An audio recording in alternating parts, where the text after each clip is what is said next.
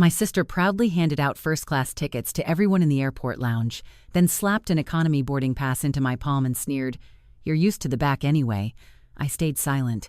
Mid-flight, the pilot strode straight to row 34E, snapped to attention, and saluted sharply. "General, ma'am." His heels clicked together like a rifle bolt locking into place, the sound cutting through the cabin like thunder. His right hand rose to his temple in a sharp, precise military salute, the kind you only throw when rank demands it, when protocol isn't optional, when the person in front of you has earned something that doesn't wash off in an airplane lavatory. 200 passengers turned their heads in the same direction, toward the woman in seat 34E, the woman with dried coffee on her jacket, the woman holding a crumpled economy boarding pass, the woman who, for the last 40 minutes, her sister had been quietly pitying from the front of the plane. I stood up slowly, the way I always do, unhurried, deliberate, spine straight, and I returned the salute. And I want to be precise about the sound that moved through that cabin in the 3 seconds after. It wasn't gasping. It wasn't applause. It was something quieter and more unsettling. 200 people simultaneously revising a story they thought they already understood. I heard it move from the back rows forward, like wind through a field. And somewhere in first class, I knew without looking that my sister's face had gone the color of old chalk. She had handed me that boarding pass like a verdict, like a final word on exactly who I was and where I belonged. She had laughed, actually laughed, and my father had laughed with her, and my mother had covered her mouth just barely. And her husband Vance had swirled his champagne and said something about standby and government salaries. They had been wrong about my salary for 15 years. They had been wrong about nearly everything else too, but they were about to find out about Vance first. I need to back up, because the airport lounge wasn't where this started the way most things in my family start, with a story they'd all agreed on years ago and never bothered to check. The story was this. Harper does computer stuff for the military, basically IT, tech support in a uniform, useful probably in a quiet government paycheck kind of way, but not the sort of thing you mention at dinner parties unless the conversation has already stalled.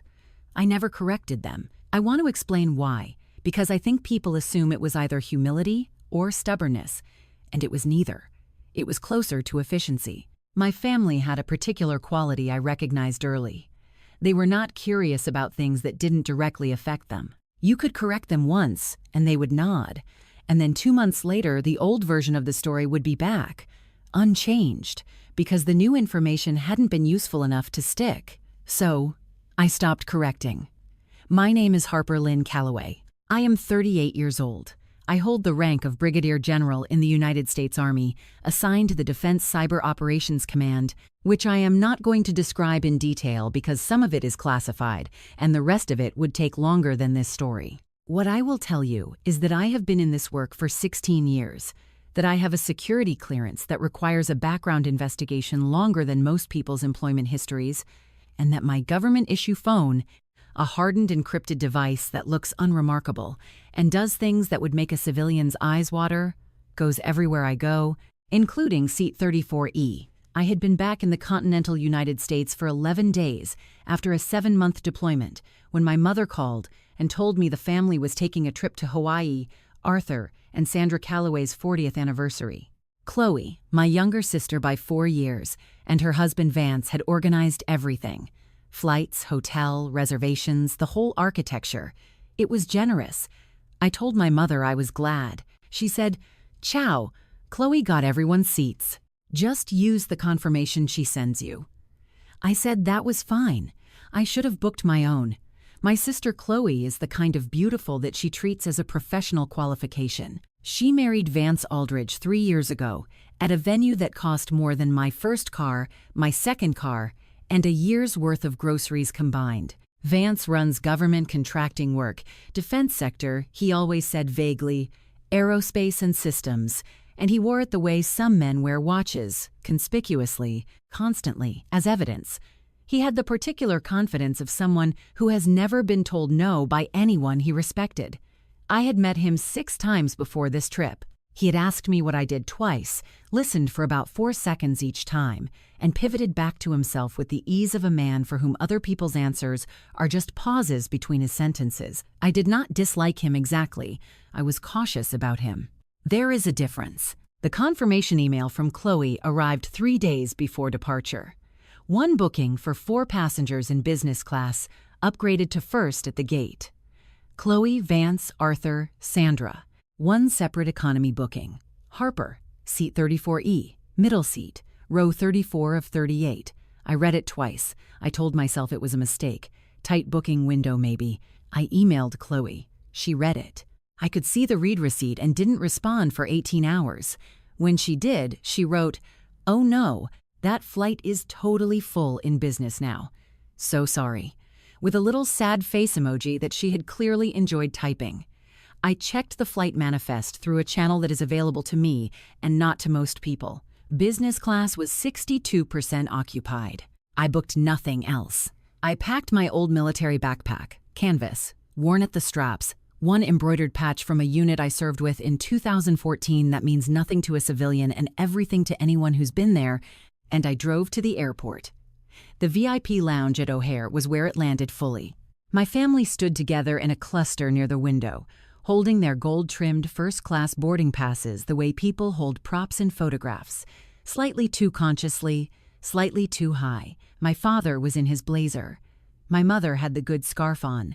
Chloe was in something white. Vance was in a sport coat and had a glass of champagne, which at 10:40 in the morning is a choice.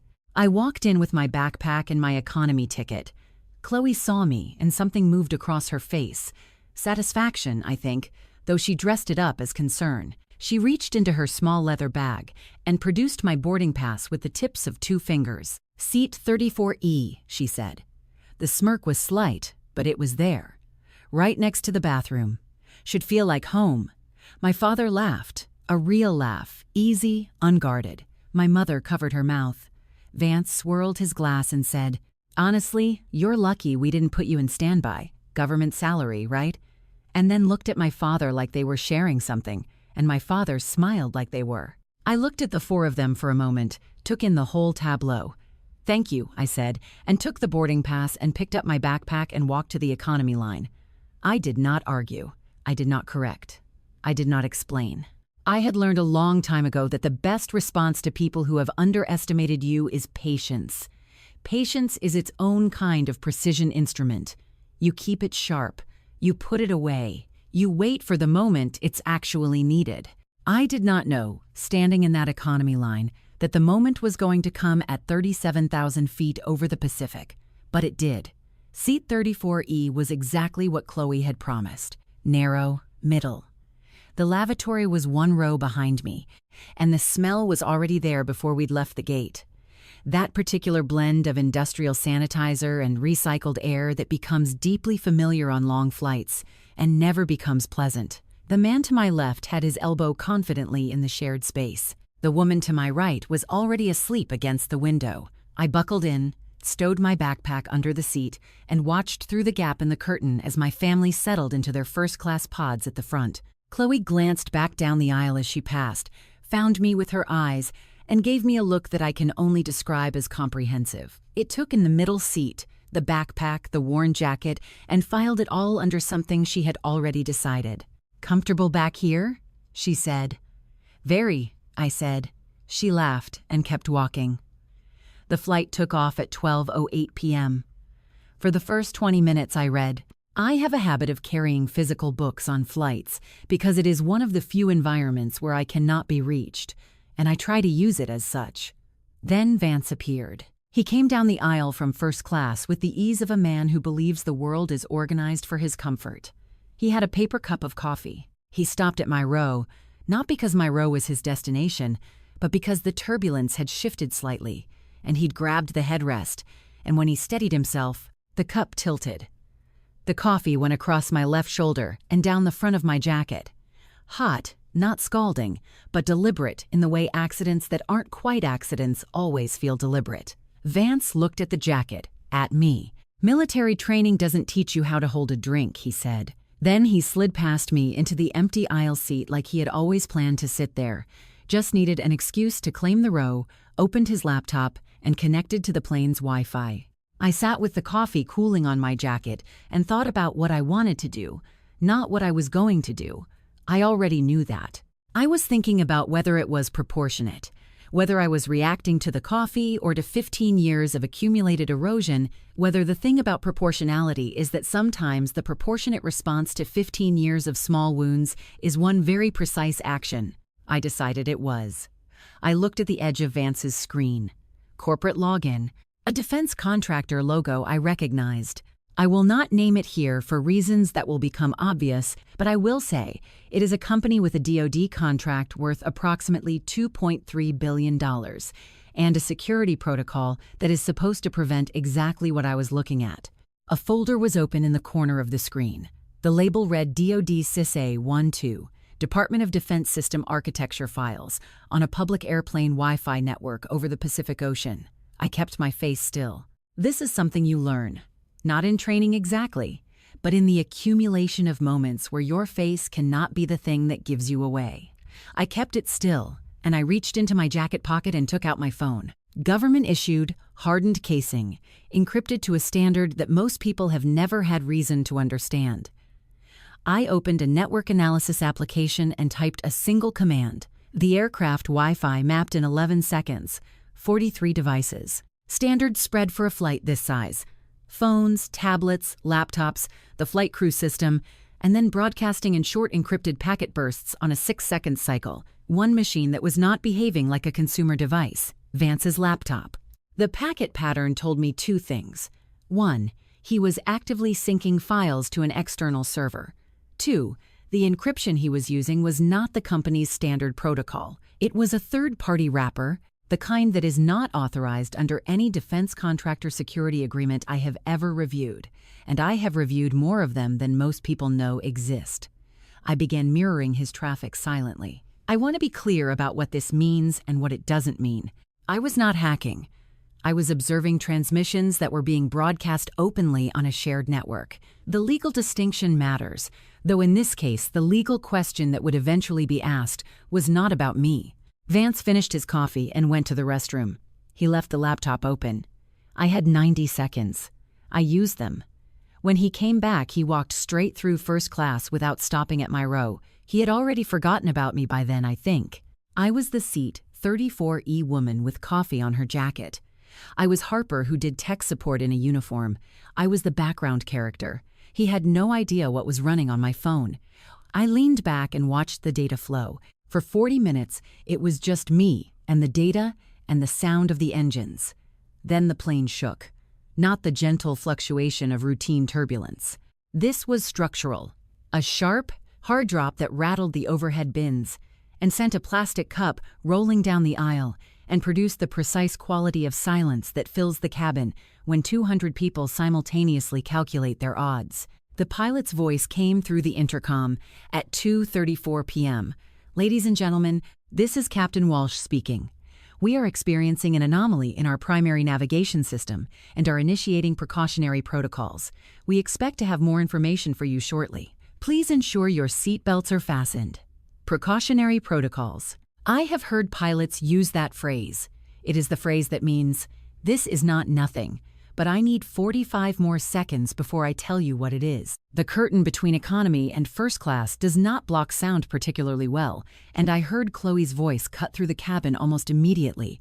That is completely unacceptable. You cannot leave us without information. And my father, I'd like to speak with someone. And Vance, predictably, threatening lawyers in the abstract the way people do when they need to perform control over a situation they cannot control. Ich satt still. I had not stopped running the mirror on Vance's data. In the turbulence interval, something had come through that changed the texture of what I was looking at. Not architecture files, personnel files, access credential logs for 3 separate DoD contractor systems, and a communication thread, partial, fragmented, but readable, between an address I didn't recognize and one I did because it belonged to a division of the company that I had reviewed security protocols for 8 months ago. I stared at it for a long moment. Then I secured the data, encrypted the capture, and sent it to a single recipient, Colonel James Trent, Defense Security Service, Cybersecurity Division. 14 years in federal service. The man who, if I sent him a flagged packet capture from a DoD contractor on an open network, would know exactly what to do with it within the hour. I typed 2 words after the file, confirm receipt. His response came back in 4 minutes. Received.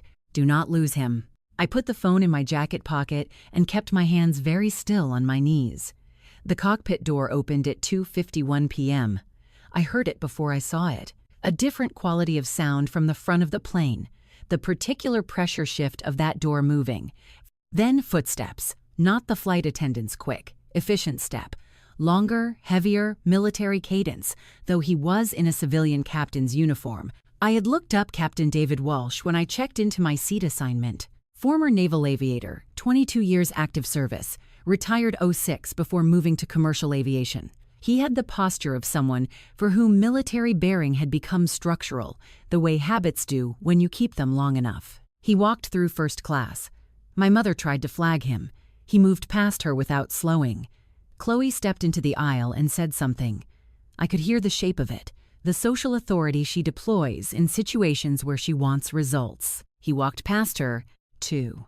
He kept walking, past the business seats, through the curtain, down the economy aisle, row 34. He stopped. I was already unbuckling my seatbelt. The cabin had gone quiet the way it goes quiet when something happens that overrides individual social reality. Not politely quiet, but collectively quiet. The silence of 200 people experiencing the same sudden recalibration at the same time. Captain Walsh brought his heels together. His right hand came up to his temple, sharp, precise. The salute you give to a general officer. Non-negotiable by regulation, non-performable by accident. You don't accidentally salute a general. You know what you're doing. General, ma'am? I stood. I returned the salute, and I heard it then, that sound moving through the cabin, that collective inhale and revision, starting somewhere in the rows behind me and spreading forward like a slow wave. I heard someone in the row ahead whisper, "Oh my God." I heard nothing from first class, which told me everything. Walsh spoke quietly, with the efficiency of someone who has delivered operational briefings under pressure and does not waste words. We have a confirmed navigation system failure, primary and secondary. The civilian weather window has closed. 3 airports within diversion range are shut due to a Pacific storm system that moved faster than forecast. We have one viable option for emergency landing. A pause, the length of a breath. Joint Base Pearl Harbor Hickam. But diverting a civilian aircraft into restricted military airspace requires command authorization from a senior officer with active clearance. He held the salute steady. We need your security code to proceed, General. Time is a factor. The flight attendant near the galley had not moved. The man to my left, who had held the armrest boundary aggressively since we left Chicago, had his hands folded in his lap. 200 people were looking at the woman with the coffee stain on her jacket. I reached into my pocket, took out the encrypted phone, typed the 12-character authorization sequence. You're cleared for emergency diversion, I said. Transmit code authorization Delta 7 to Pearl Harbor Tower. Copy that. He lowered the salute, turned back toward the cockpit with the practiced, unhurried speed of someone who has somewhere to be. Thank you, General. He was already walking.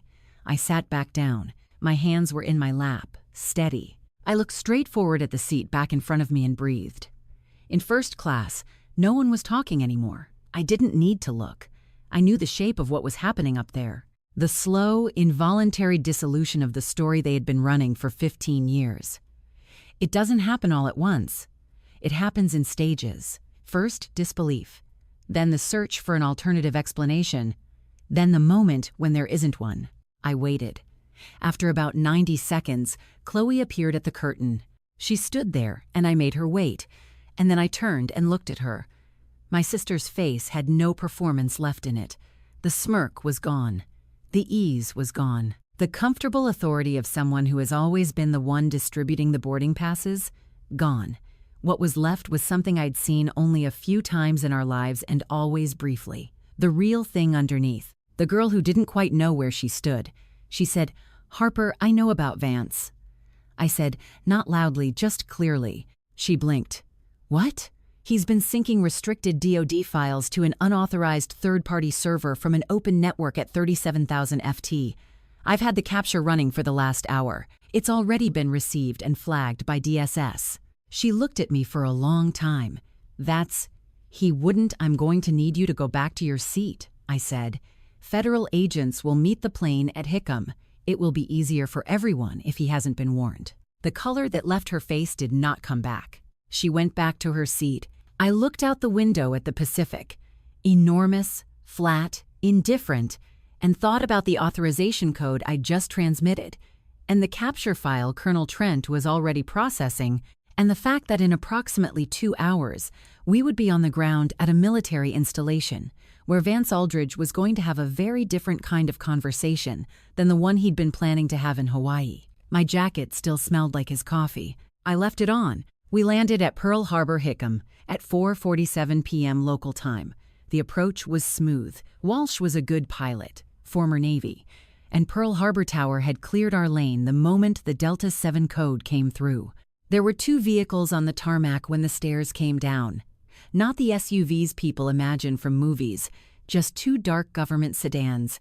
Unremarkable, parked at a precise angle with 4 people in civilian clothes standing beside them, with the particular stillness of people who have been waiting and are not impatient about it. I recognized one of them, Special Agent Donna Park, DCIS, Defense Criminal Investigative Service. 12 years on contractor fraud and espionage cases.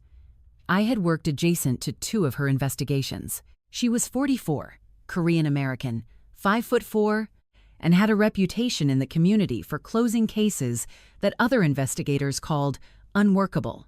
She did not smile when she worked. She wasn't smiling now. Passengers were held on the aircraft for 40 minutes while the situation on the ground was coordinated. Flight attendants moved through the cabin with practiced calm, distributing water, running interference on questions. Captain Walsh made one additional announcement. There had been a security matter requiring federal coordination. The aircraft was fully safe. Hawaiian Airlines was arranging alternative transportation and accommodations. Everyone would be taken care of. He did not look at row 34 when he said it. He didn't need to. Vance Aldridge was removed from the aircraft before general boarding was released. I watched it from my window. 2 agents, 1 on each side. The specific geometry of a federal escort. Not rough, not dramatic, just inexorable. He was in his sport coat. He had his laptop bag. He looked smaller on the tarmac than he had in the aisle. Chloe was behind him. She had her arms wrapped around herself even though it was 81 degrees on the ground. She looked back up at the aircraft when she reached the tarmac. I don't know if she could see me through the window from that distance. I don't know if she was looking for me specifically. I like to think she was. Agent Park met me in a holding room near the gate area. Clean fluorescents. A table. 2 chairs. She put a recorder on the table and told me it was running and asked if that was fine. I said yes. The packet capture you transmitted to Colonel Trent, she said. Walk me through it. I walked her through it. She asked precise technical questions, and I gave precise technical answers. And at no point did she ask anything that suggested she didn't understand exactly what I was describing. We were there for 1 hour and 40 minutes. The files on Vance's laptop, as it turned out, were not the largest part of the problem. The files were evidence of the problem, which was this. Vance Aldridge had been selectively leaking system architecture documentation to a competitor contractor, not a foreign actor, which would have been worse, but a domestic competitor with a bid on the same DoD contract over a period of approximately 14 months. The third-party encryption wrapper on his transmissions was the same wrapper that competitor contractor's IT team had been using internally. This is called, in the legal terminology that would eventually appear on the indictment, theft of trade secrets in a federal contracting context. It carries a sentence of up to 10 years. It also, as Agent Park informed me with no particular inflection, constituted a violation of Vance's security clearance agreement, his employment contract, and several specific provisions of the Defense Federal Acquisition Regulations Supplement. He was looking at the end of his career at a minimum, at a ceiling of 10 years federal at the maximum. I provided my full statement. I signed the documentation. I handed over a complete copy of the capture file. Agent Park shook my hand at the end, which was the first and only personal gesture in the entire 90 minutes. "Thank you, General," she said. "Clean work." "He sat next to me," I said. She almost smiled. My parents were waiting in the main terminal when I came through. My father was sitting down. My mother was standing. They both looked like people who had been through something and were not entirely sure what. My father stood up when he saw me. He is 67 years old, my father. He was an engineer for 30 years, and then he retired and became someone who plays golf and laughs at his son-in-law's jokes. He is not a bad man. He is a man who took the easy story because no one offered him a harder one. And I had never offered him one. And I had done that on purpose. And standing there in the terminal, I considered whether that choice was something I should revisit. He said, "Harper?" "Just my name." I said, "Dad." He put his arms around me and I let him, which is not something I do easily. And he held on for longer than usual, and I felt him exhale. I didn't know. He said, "I know," I said. He pulled back and looked at me with the expression of a man confronting a very long mathematical error. 15 years of a story about tech support in a uniform. And the whole time the correct answer had been sitting right there correcting his work. "Why didn't you?" "Because every time I tried to tell you, the conversation moved on," I said. "So eventually I stopped trying. That's on both of us." My mother had not moved. She had the good scarf still on, though it was askew now, and she was looking at me with something complicated that I did not fully have the vocabulary for. Grief, maybe? Or the thing that looks like grief, when it is actually a recalibration happening faster than a person can manage gracefully. She said, "Your sister," and then stopped. "I know." I said again. Chloe was with the federal agents. She was not under arrest.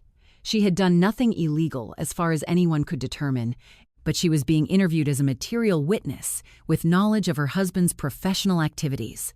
That interview was going to last several hours. At the end of it, she was going to have to make some decisions about what she had known and when. Those decisions were not mine to make for her. I left my parents in the terminal and walked out to the exterior of the base, past the checkpoint where a 22-year-old MP in full kit held the door with a precise, "Good evening, General."